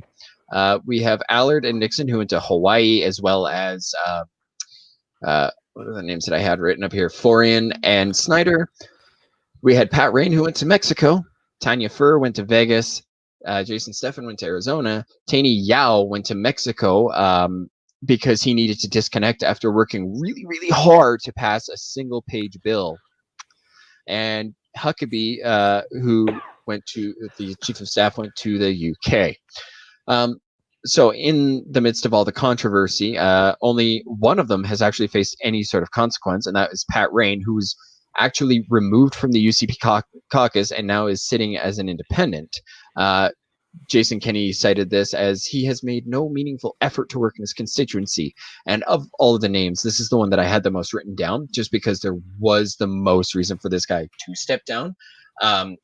But he's also so Pat Rain was also under scrutiny because there were discrepancies with his expenses, which he just blamed on his assistant for him paying all his meals. He never actually apologized for it. He's just said he won't expense his meals in 2021. Oh my yeah. God. How does that work? I get fired for that. Like, okay, that would be like me walking into work saying, "All right, guys, I know this is gonna sound crazy, and I'm very sorry for doing this, but I'll tell you what.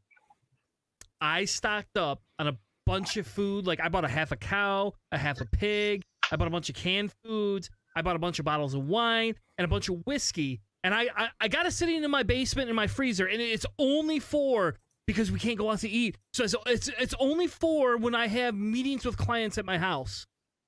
You know, that way we could be COVID friendly. They can wear their mask. I can wear my mask, and I know it's a $10,000 bill, and I know there's a couple of bottles of scotch worth a couple $100 each on there. I get that, but you got to trust me. It's gonna be good. And I'll tell you what, next year I won't expense it. I won't expense anything. I'll just take clients out for whatever they need to do. That would have been my 2020. Because I'll tell you what, $10,000 would have fucking paid for booze for years and years and years. Like, it would have been like, yeah, I didn't buy any of the damn food. I just bought booze. And if I did buy the food, it'd just be like, I just reduced my grocery bill. My grocery bill was, I don't know what, $600 or $700. Now it's about $700 a month before the price increases. You know, and I got 6 kids, so that's part of the reason. Plus, family member. I have 4 kids. There's 6, 4 kids. Okay. There's 6 of us total. Well, who knows? Maybe I have other kids, but I have 4 kids. You slut. 6 of us in the house, and then like for a while, my family or my brother or something like that would come over. So like I could have anywhere between 6 to 10 people in my house during COVID. Yeah.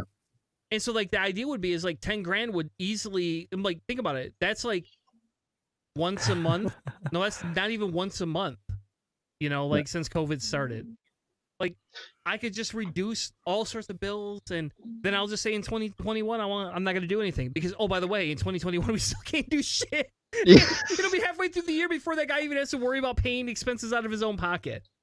And then Yeah. fundraise and basically anyway, you're essentially shopping for meat at Whole Foods for the entire year. That's what we've established here. Damn. This entire thing reminds me of a Vanity Fair article from a long time ago, written by a guy named Christopher Hitchens. I don't know if you're familiar with it. America, the Banana Republic. He basically concludes and says, now ask yourself another question. Has anyone resigned from this, either the public or private sector, overlapping so lavishly as they now do? Has anyone even offered to resign? Have you heard anybody in authority apologize? I'm so very sorry to your savings and pensions and homes and college funds. I feel personally rotten about it. Have you ever heard the question being posed? Okay, have anyone been fired? Any regulator, any supervisor, any runway would be golden parachute artist? Would any responsible for smugly putting the word derivative like virus into the system to ask any question to answer it? The most you can say is that some people have had to take a slightly early retirement, but a retirement very much sweetened by the wherewithal to which to retire. So essentially, what he's saying and what this entire thing sounds like is a banana republic, which means that there is a completely different set of judicial rules for people who don't follow the rules that they themselves make.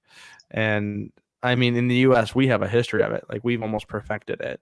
But we've talked about Canada kind of sort of coming into its own here. I mean, it feels like you guys are graduating from puberty. You're turning 21 and you're really starting to become adults here and just pervert the system and take advantage of the poor and whatever else it is. Because like this is big level stuff, man. This is first world stuff. You guys are you're graduating here because yuck. I mean, just a thorough yuck. That's basically what I get from the gist of this entire conversation. It's just like, ew, Canada? I know.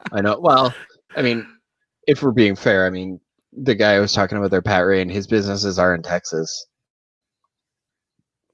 So that so that's another thing that's been held against him.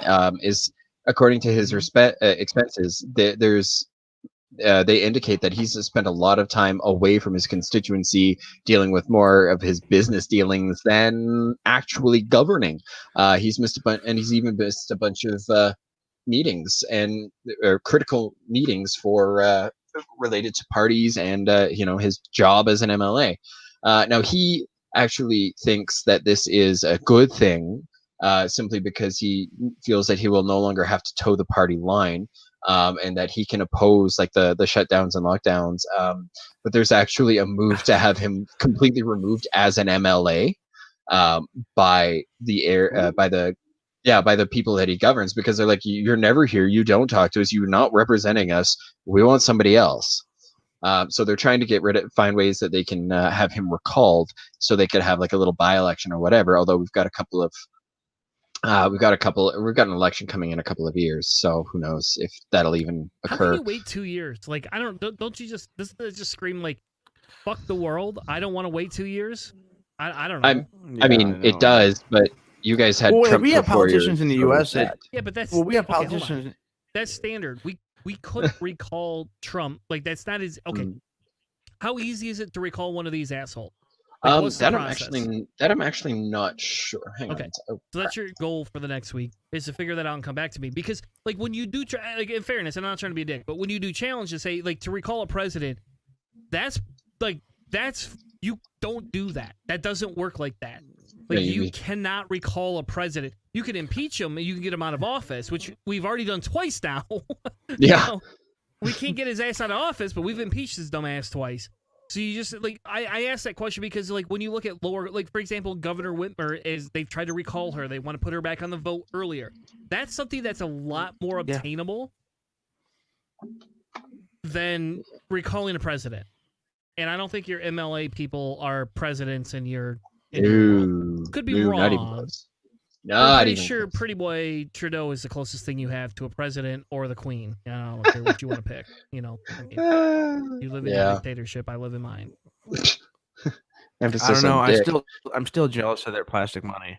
Like, oops, I washed my pants with money inside. Everything's fine. All right, that's fair. Oh, my money is clean. So, like so it's been the Trump bank account. We've laundered all your bills, sir. Yeah. But it has been announced that Kenny was not going to take any other action. No sanctions were going to be filed by him against because he basically isn't going to do anything about it, huh? Yeah, right. I mean, Letterkenny would because bad gas travels fast in a small town. But yeah, so he didn't want to simply because he's like, I'm the leader. I should, I kind of, should have been the one to take initiative on that. And it's like, really? That's when you're going to you're going to be the leader, really? Because he's not taking any responsibility for how many deaths in Alberta now. But of the MLAs and all of that. So there was Tracy Allard, the municipal affairs minister, who stepped down. Jeremy Nixon, the MLA, he was demoted from his position as parliamentary secretary. Pat Rain, we've already went over. Tanya Furr, who went to Vegas, was demoted from parliamentary secretary. Jason Stefan, who went to Arizona, was demoted from his position on the Treasury Board. But he doubled down when he was confronted about it, and he claimed that international travel in and of itself does not negatively impact Alberta's curve if it is done so responsibly. And to that I say, you have to follow the same rules that you tell everybody to follow. And this was a big part of my outrage over this is, this was a government that was saying, we need to maintain personal responsibility and you guys can't be with your families at Christmas. Oh, except for us, because we have an outstanding 17-year Christmas tradition, even though I have a 32-year Christmas tradition of seeing my family, which I couldn't do. I got to spend it with my wife and my in-laws because that's where we live. And I had a Zoom call with my family, but that was about all that I got. And that's also all I got for my fucking birthday. So for them to act like they don't have to abide by the same principles. They're making sacrifices. Yeah, they're making sacrifices. No, I'm making the sacrifice, right? Then there was Tenny Yao. They're like 100 days of vacation. They probably have, like our politicians have like 100 days of vacation a year. Like, yeah. Oh, yeah. The sympathy is really there. And I get that there's a difficult job there, but that's kind of the territory. You don't get into the job into that job because you want the perks. You get into that job because you actually want to do something better and you want to improve the world you live in. But maybe I'm just an idealist. I don't know. So then we have Tini Yao, who was kicked off the Standing Committee on Families and Communities.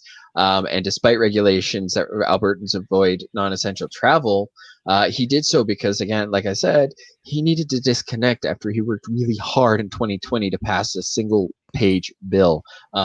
And I was just trying to find a quick summary of these, and I ended up finding his Wikipedia page, and I'm pretty sure whoever wrote it got snarky because that was a line that they wrote was he needed to disconnect because he worked really hard. And I'm just like, I don't think that's a typical Wikipedia entry.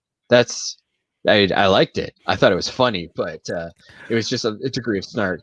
I saw an awesome podcast or listened to an awesome podcast about Pete Buttigieg and one of his campaign managers editing their own Wikipedia page. Oh, no.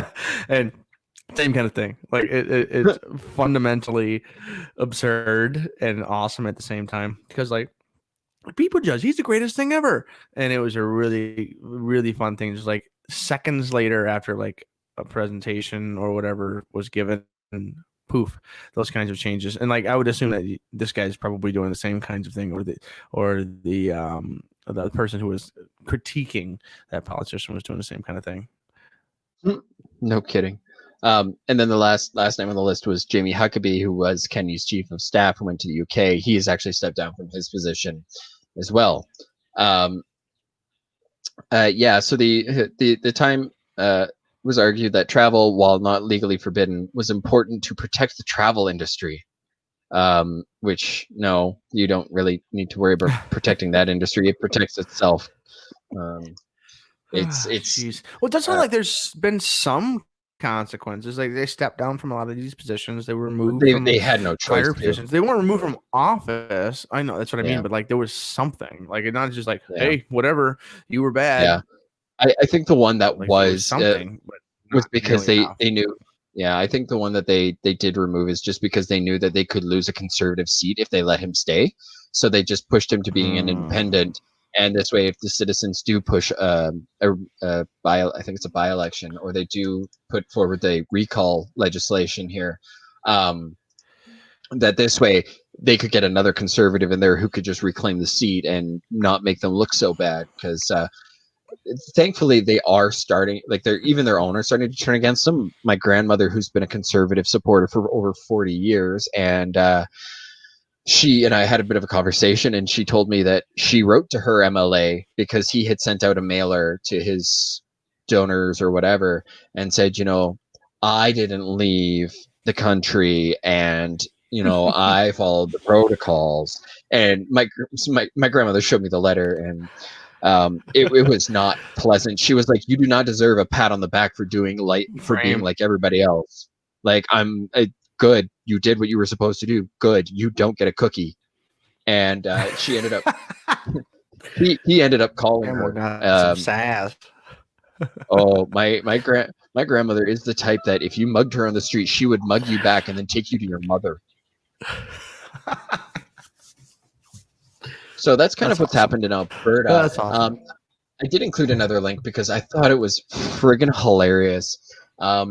So if you tuned into the episode where I was talking about the Canadian leadership debate, there was one who was a conservative who was antagonist of the main conservative.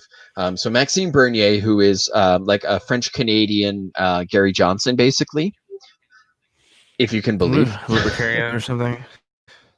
Yeah, actually, don't step on snack. Sorry, don't step on snack. Or like the new libertarians. I don't want to eat anything that isn't organic. The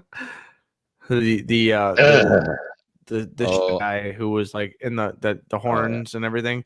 He won't eat vibration food, yeah, because it's not organic. And the judge gave it to him. Well, it's because he's white. Hello. Now, if he'd have been black, he might have been shot. No, sorry. If he would have been black, he would have been shot and beaten and then framed and, accused of every crime under the sun. But that's a whole other thing. Yeah. So the last one that I really wanted to go into was Maxime Bernier, and just because his response it's characteristic of him, as far as I understand. He went to Florida in the fall. I think it was October, and he. There was an article that was written. People's Party leader and former MP Maxime Bernier traveled to Florida last fall. Well, he retweeted the article and said, "And I'm the only politician in Canada who won't apologize or make up an excuse." Now, while I think the lack of apology is absolutely tone deaf, the whole make up an excuse. I mean, yeah, he won't. He's not going to. He probably couldn't come up with a good one. But he has been critical of other politicians who've traveled abroad. He's called them morons, but his reasoning is back asswards. So he says the problem is not that they traveled abroad, it's that they publicly agree with the authoritarian rules imposed on Canadians and then they flout them. And I mean, I see his reasoning, and there's like a broken clock is right twice a day, and he's not quite right, but he's sort of right. Like, yeah, it's absolutely stupid that these are the lawmakers, and they are saying, like, you can't go see your family, but I'm going to go see mine. That it's more important that I go see, and I'm above the rules that you follow, peasants. I, a civil servant, an elite, must follow my own rules and do my own thing. I'm not like you.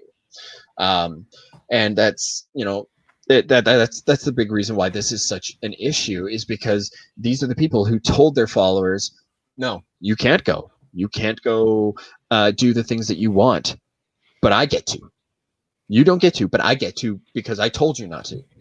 And that's why they're, now all of a sudden they're facing so much backlash. And for Bernier to just be like, yeah, I'm not apologizing for it.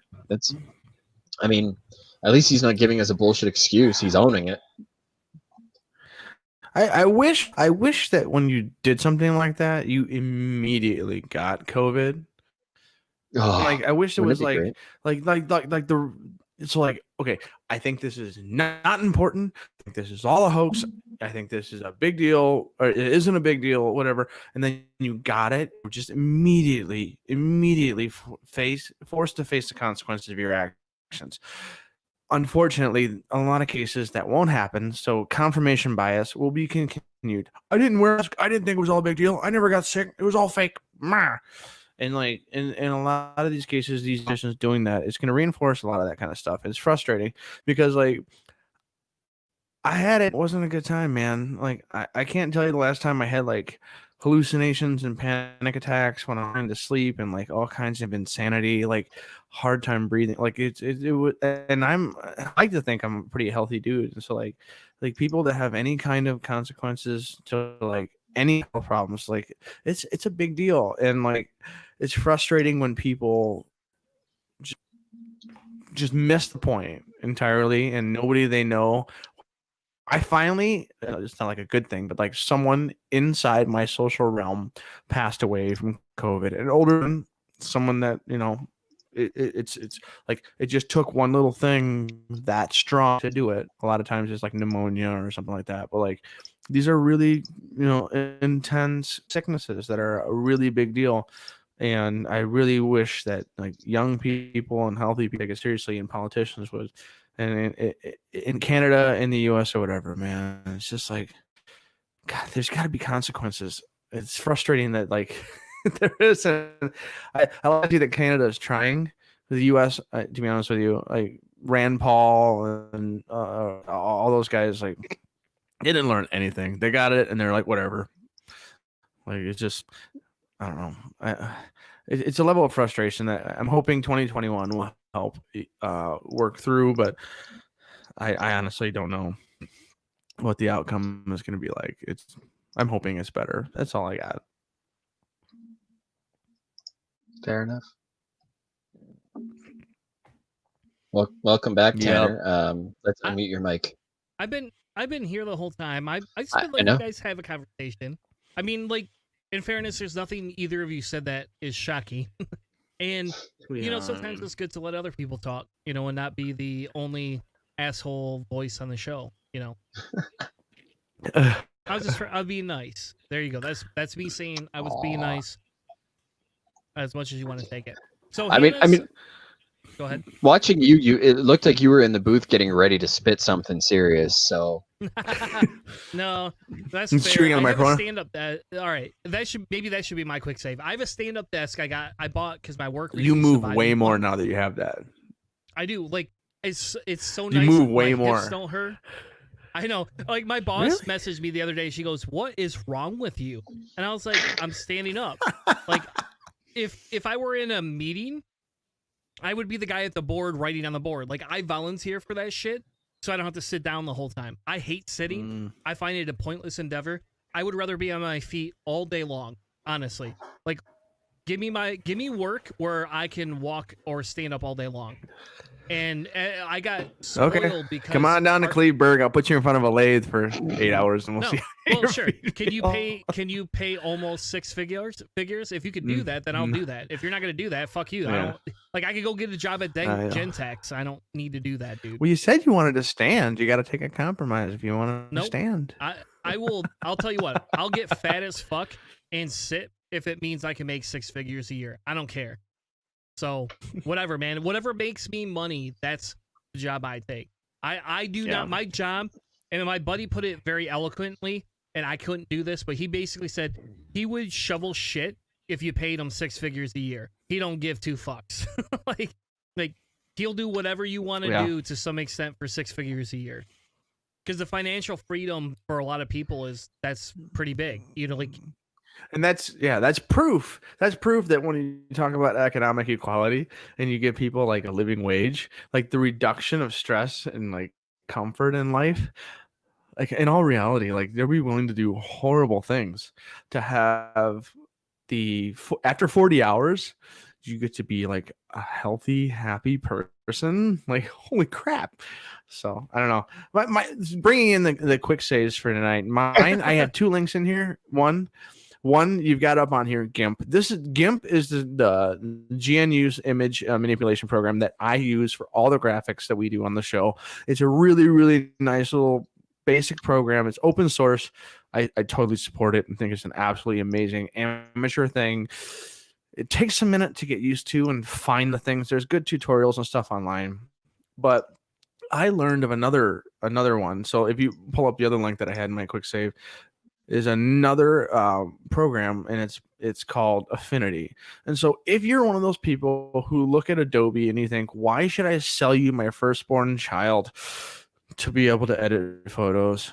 You don't have to. This program, I think it's like $80 now, or 50, 59, or something like that. It used to be 25 when it started off.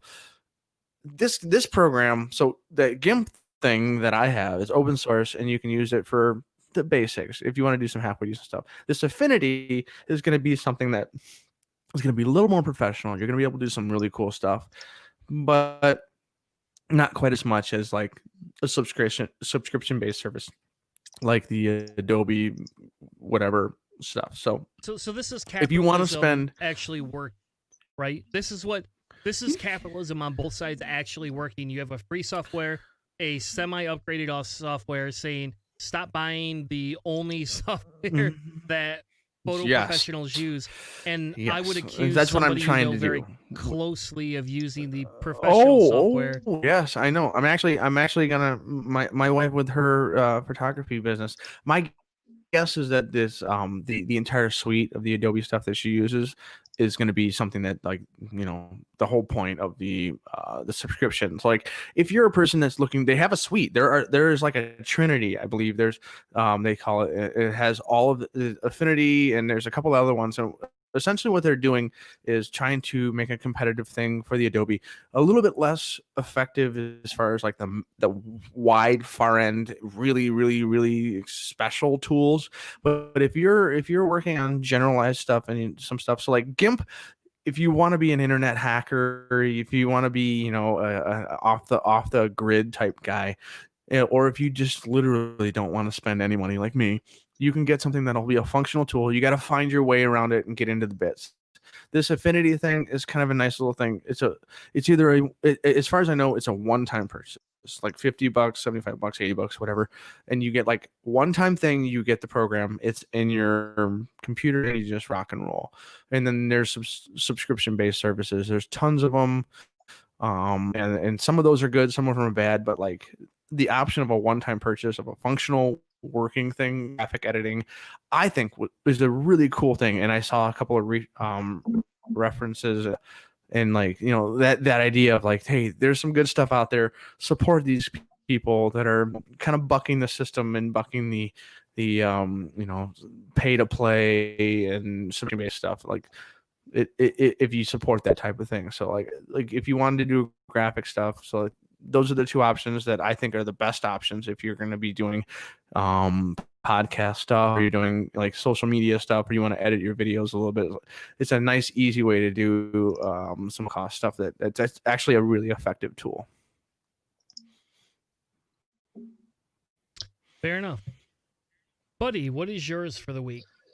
So mine is blacknonbelievers.org. This is for the organization Black Nonbelievers. It is topical. I know. I was also partially inspired because I recently saw Mandisa Thomas, who is she's the founder of Black Nonbelievers. And I've actually had the pleasure of talking to her before. I did an interview with her on my previous show, and we don't really talk, but we do exchange pleasantries and you know, just little catch each other on Facebook now and then.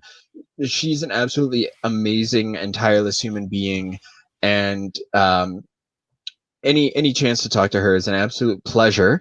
But so Black Non-Believers, of course, they cater to the Black community, obviously. However, they do, of course, encourage allies to come and help out whenever possible. And their main mission is for helping, those in the Black community who might otherwise be shunned or without community by coming out as an atheist or non-religious or anything along those lines. So I strongly encourage everybody to check it out.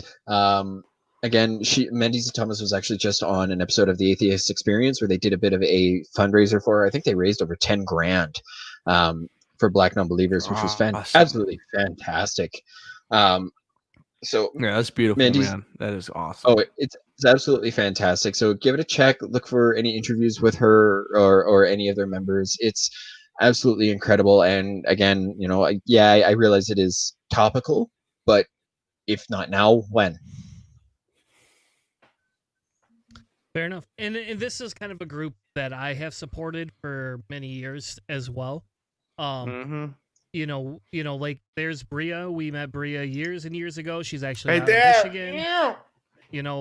So like there's some things in here. We've supported this group a lot. And I think to some extent it becomes extremely important for those of you who are in the atheist community or are an atheist or a non-believer and who don't want to support some of the Black religious. This group is doing the same things as BLM, as some of these other groups are, but they're doing it without any religious intent. So, like if that's a hang up for you, if that's something that, like you prefer to not donate to anything that could donate to religious organizations, I contribute to those messages. Yeah. Yeah. I just think that's a really good, it's a really good platform to be a part of. Yeah. That's Keith. Straight up. That's a good group. My quick save is a little bit different. It's a Kickstarter I backed earlier this weekend or last week. I don't remember if it's Friday or Saturday, but whatever. I backed this game called Darwin's Project. And if you don't know what Kickstarter is, it's a big community that allows you to basically put your whatever you want to throw out there. So anything you design or invent, you can put out there. And like, I'm a board game person. I love board games. I own way too many of them, in fairness. Like if you want it, like this one kind of interests me, man. Yeah. After, like, hey, you should. If I get this, Hanna, like, and they actually develop it and go through with the whole thing, and we don't have COVID this summer, you can say, hey, Chris, why don't you come down for a weekend? The girls can play with each other. My kids will entertain your kids. You don't even have to worry about shit. No. And the wife and my wife will play this with you. You like this? Maybe she will. She'll play it with you if we come. But like this game's, I don't know a lot about this game specifically other than what they tell you, right? But they have their own commercial, and they talk about how the pieces work, and essentially your goal is to retrace Darwin's journey through the game, and it's really exciting because it kind of backhand teaches evolution theory, right? Like, which is what I liked about it.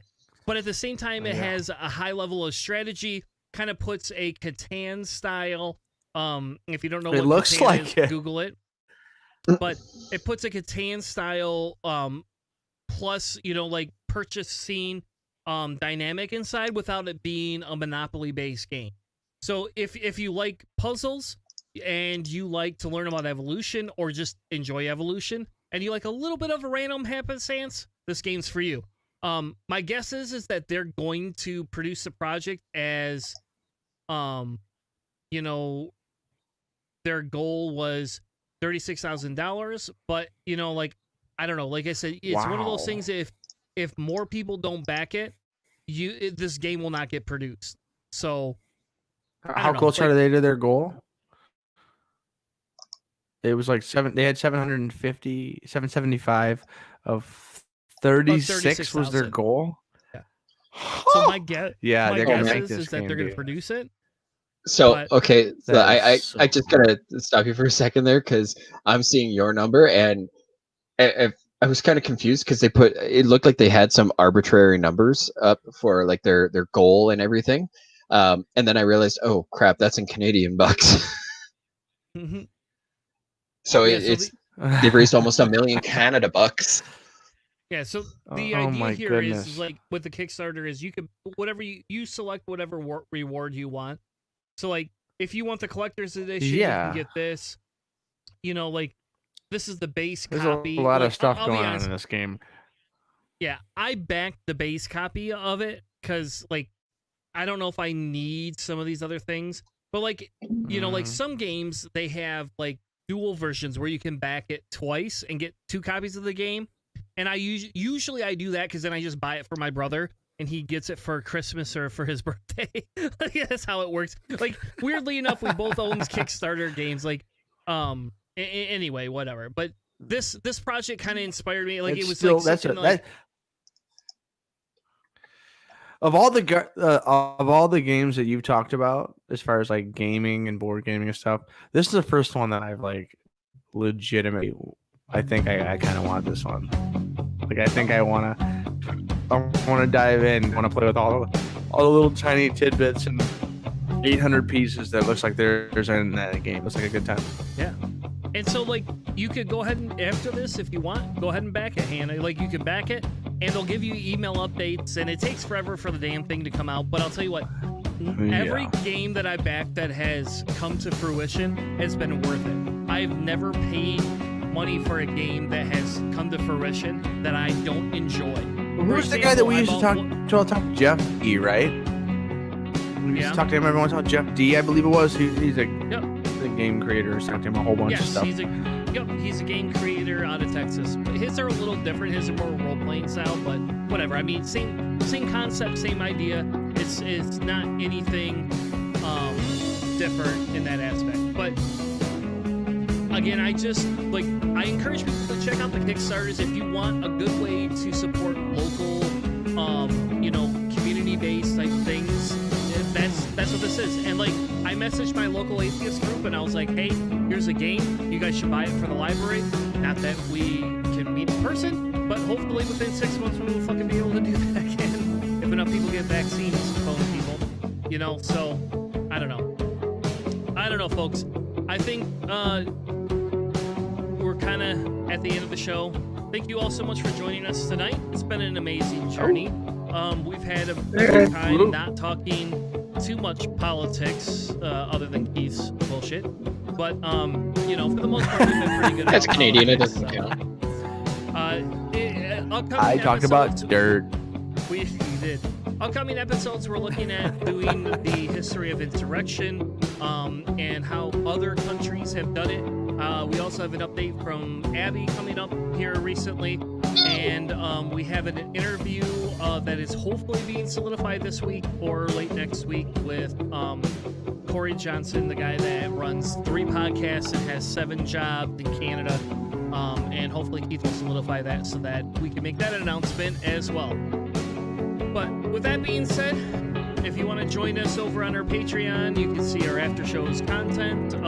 If not, share, like, subscribe, send your friends our info. Hopefully at some point, someday, people will listen and we can help revolutionize the world. With that being said, have an amazing night, everyone.